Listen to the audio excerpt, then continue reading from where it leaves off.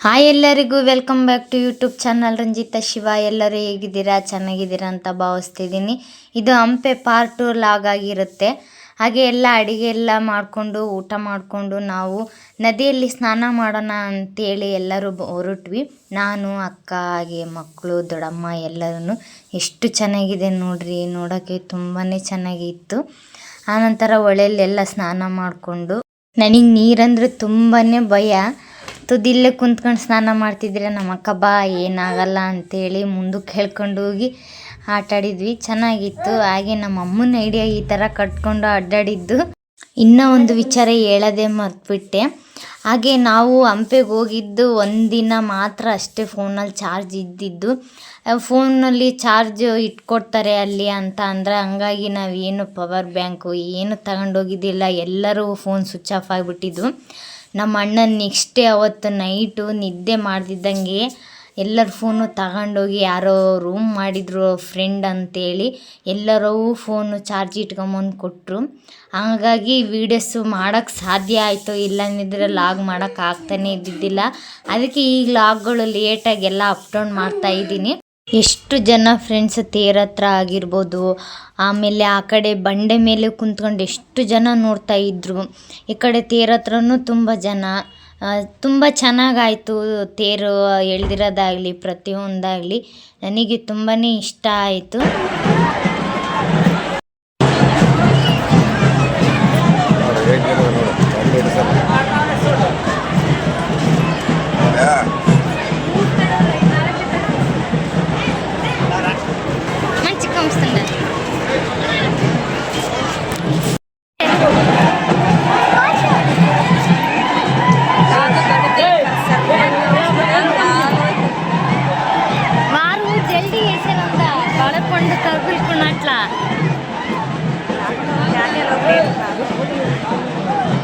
ಹಾಗೆ ತುಂಬ ಜನ ಬಂದಿದ್ರು ಫಾರಿನರ್ಸು. ತೇರಿನ ದಿನ ಅವರಲ್ಲಿ ಕುಂತ್ಕೊಂಡು ವ್ಯೂ ನೋಡ್ತಿದ್ರು.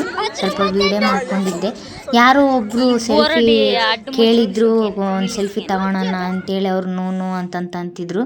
ಅವಾಗೆಲ್ಲ ಮುಂಚೆ ಅವರೇ ನಮ್ಮ ಕನ್ನಡ ಜನತೆನ ನೋಡಿದ ತಕ್ಷಣವೇ ಅವರೇ ಫೋಟೋ ಹೊಡ್ಕೊತಿದ್ರು. ಯಾರೋ ಕೆಲವು ಜನ ಅಷ್ಟೇ, ಒಂದಿಬ್ಬರು ಮೂವರನ್ನು ನೋಡಿದೆ. ಬೇರೆಯವರು ಎಲ್ಲ ಫೋಟೋ ಕೊಡೋದು, ಅಕಸ್ಮಾತ್ ತೆಗೆಸ್ಕೊಳೋದು ಮಾಡಿದರು. ಕೆಲವು ಜನ ಮಾತ್ರ ಏನು ಫೋಟೋ ಬೇಡ ಅಂತಿದ್ರು.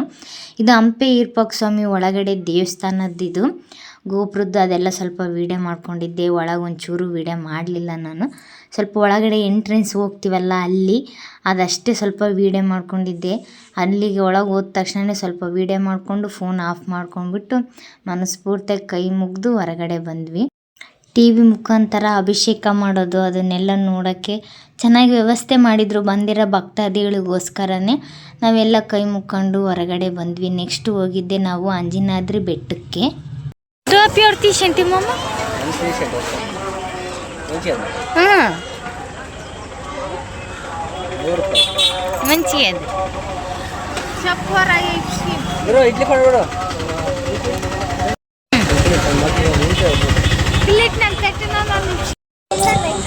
ಜೈ ಶ್ರೀರಾಮ್, ಜೈ ಶ್ರೀರಾಮ್, ಜೈ ಶ್ರೀರಾಮ್, ಜೈ ಶ್ರೀರಾಮ್.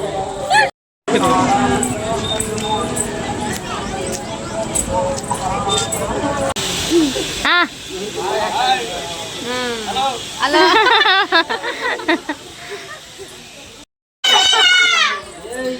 ಜೈ ಶ್ರೀರಾಮ್, ಜೈ ಶ್ರೀರಾಮ್,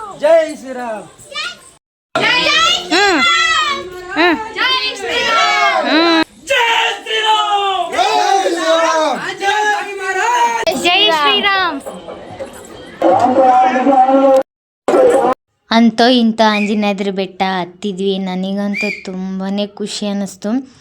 ಒಂಥರ ಮನಸ್ಸಿಗೆ ಎಷ್ಟು ನೆಮ್ಮದಿ ಅನ್ನಿಸ್ತಿತ್ತು. ಬೆಟ್ಟ ಹತ್ತಬೇಕಾದ್ರೆ ಆ ಕಡೆ ಜೈ ಶ್ರೀರಾಮ್, ಜೈ ಶ್ರೀರಾಮ್, ಜೈ ಶ್ರೀರಾಮ್ ಅನ್ಬೇಕಾದ್ರೆ ನನಗೆ ತುಂಬಾ ಖುಷಿ ಆಯಿತು. ಮನಸ್ಸಿಗೆ ಒಂಥರ ನೆಮ್ಮದಿ ಅನ್ನಿಸ್ತು. ಒಳಗಡೆ ಫೋನ್ ಅಲೋನ್ ಇಲ್ಲ. ನಾನು ಸುಮ್ಮನೆ ಒಂದು ಮೂಲೆಯಲ್ಲಿ ಕುಂತ್ಕೊಂಡು ಒಂದು ಕ್ಲಿಪ್ ತಗೊಂಡೆ ಅಷ್ಟೇ.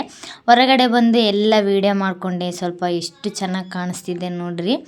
ಹಾಗೆ ಅಣ್ಣರಂತೂ ತುಂಬಾ ಸಪೋರ್ಟ್ ಮಾಡಿದರು ನನಗೆ. ಹಣ ಅಂದರೆ ಸಾಕು, ಫೋಟೋ ಹೊಡಿಲ್ಲ, ವೀಡಿಯೋ ಮಾಡಿಕೊಡ್ಲಾ ಅಂತ ಕೇಳ್ತಿದ್ರು. ಅವನೇ ವೀಡಿಯೋಗ್ರಾಫರ್ ಆಗಿದ್ದ ಕೂಡ ನಮಗೆ ಫೋಟೋಸು ಅವನ್ನೆಲ್ಲ ಹೊಡೆಯೋದನ್ನು ತುಂಬಾ ಹೆಲ್ಪ್ ಮಾಡಿದರು ನನಗೆ. ಎಷ್ಟೋ ಜನ ನಮ್ಮ ಅಣ್ಣನ ಹತ್ರ ವಿಡಿಯೋ ಮಾಡ್ತಾರಲ್ಲ ಅವಕ್ಕ ಅಲ್ಲ ಅವರು ಅಂತ ಕೇಳಿದ್ರಂತೆ. ಹಾಗೆ ನನಗೂ ತೋರಿಸಿದ್ರು ಕೂಡ. ಎಲ್ಲರೂ ಚೆನ್ನಾಗಿ ಮಾತಾಡಿಸಿದ್ರು. ನನ್ನ ಲಾಗ್ ನೋಡೋರಾಗಲಿ ಇನ್ಸ್ಟಾಗ್ರಾಮಲ್ಲಿ ನೋಡಿದವರೆಲ್ಲ ಚೆನ್ನಾಗಿ ರೆಸ್ಪಾನ್ಸ್ ಮಾಡಿದರು. ಹಾಗೆ ನೋಡ್ರಿ, ನಾವು ಬೆಟ್ಟ ಹತ್ತಬೇಕಾದ್ರೆ ಅಷ್ಟು ಜನ ಇದ್ದಿದ್ದಿಲ್ಲ, ಇಳಿಬೇಕಾದ್ರೆ ಎಷ್ಟು ಜನ ಇದ್ರಂದರೆ ತುಂಬ ಅಂದರೆ ತುಂಬಾ ಜನ ಇದ್ದರು. ನಾವಂದರೆ ಬೆಳಿಗ್ಗೆನೇ ಸ್ವಲ್ಪ ತಿಂಡಿ ತಿಂದ್ಕೊಂಡು ಬೇಗನೆ ನಾವು ಬೆಟ್ಟ ಹತ್ತಿದ್ವಿ.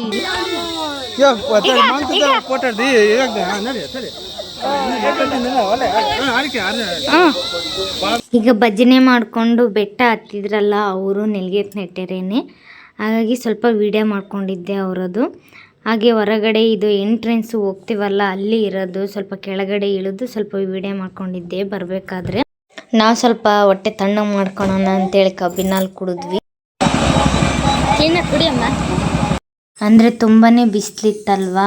ನನ್ನ ಮಗ ಇನ್ನು ಬೆಟ್ಟ ಇಳಿದ ತಕ್ಷಣವೇ ನನಗೆ ಜ್ಯೂಸ್ ಬೇಕು ಅಂತ ಕೇಳ್ತಿದ್ದ, ಅದಕ್ಕೆ ಮಾವ ಕೊಡಿಸ್ತಾ ಇತ್ತು. ಯಾರೆಲ್ಲ ನನ್ನ ಯೂಟ್ಯೂಬ್ ಚಾನಲ್ನ ಹೊಸ್ದಾಗಿ ನೋಡ್ತಿದ್ದೀರೋ ಪ್ಲೀಸ್ ನನ್ನ ಚಾನಲ್ನ ಸಬ್ಸ್ಕ್ರೈಬ್ ಮಾಡ್ಕೊಳ್ರಿ. ಹಾಗೆ ಈ ವಿಡಿಯೋ ನಿಮ್ಗೆ ಇಷ್ಟ ಆಗಿದ್ದರೆ ಲೈಕ್ ಮಾಡಿರಿ. ಇನ್ಸ್ಟಾಗ್ರಾಮಲ್ಲಿ ಯಾವ ಥರ ಸಪೋರ್ಟ್ ಮಾಡ್ತಿದ್ದೀರೋ ಯೂಟ್ಯೂಬಲ್ಲಿ ಅದೇ ಥರ ಸಪೋರ್ಟ್ ಮಾಡಿರಿ ಅಂತ ಕೇಳ್ಕೊತಿದ್ದೀನಿ. ಮುಂದಿನ ವಿಡಿಯೋದಲ್ಲಿ ಸಿಗುವ. ಬಾಯ್.